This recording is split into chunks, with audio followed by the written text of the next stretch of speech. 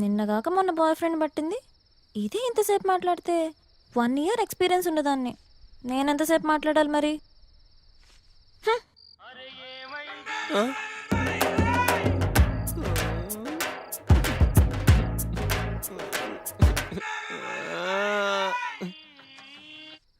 ఏంటి late Sweety?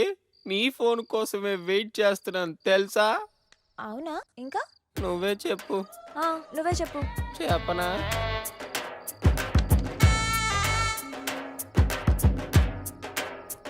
దీనికి నాకన్నా ఎక్కువ టాపిక్స్ ఏముంటాయి? చెప్పు.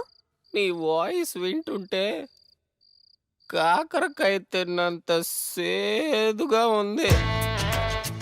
బంగారం లిబు రే.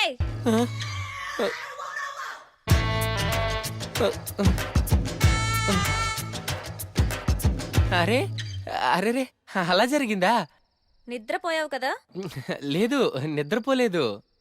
నిజం చెప్పు. నిజంగా నిద్రపోలేదు. సరే, ఇందాక షాప్కి వెళ్ళానని చెప్పానుగా, ఆ షాప్ ఏంటో చెప్పు. అదేదో షాప్లో, నువ్వే చెప్పు. చెప్పు.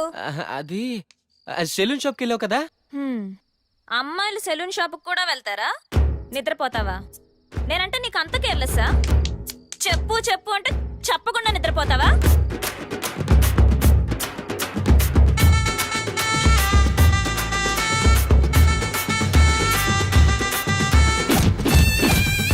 ఆడసోదిరా.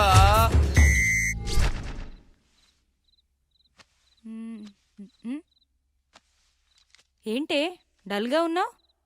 రాహుల్ ఫోన్ చేశాడు. ఏమంటున్నాడు నీ లవ్వర్? బ్రేకప్ అంటున్నాడు.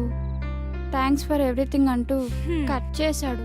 నువ్వు కూడా సేమ్ టు అని చెప్పి హ్యాపీగా ఉండక ఎందుకే అంత ఫీల్ అవుతావు? ఏంటక్క నువ్వు అన్నీ ఈజీగా తీసుకుంటావు? పట్టించుకుంటూ పోతే ప్రతిదీ పెయిన్ గానే ఉంటుందే. అయినా లవ్ లో 2 రకాలుంటాయి. ఒకటి ట్రూ లవ్, దీంట్లో బ్రేకప్స్ ఉండవు. రెండోది లవ్ లాంటి లవ్, దీంట్లో రిలేషన్స్ ఉండవు, రిక్వైర్మెంట్స్ మాత్రమే ఉంటాయి. ఎవరికి కావాల్సింది వాళ్ళు మెల్లగా తీసేసుకుంటారు. Exchange offer. ఆఫర్ అయిపోయాక ఎవరికి వాళ్ళు సపరేట్ అయిపోతారు. సో ఈజీగా తీసుకుంటావో కాదని బాధపడతావో నీ ఇష్టం.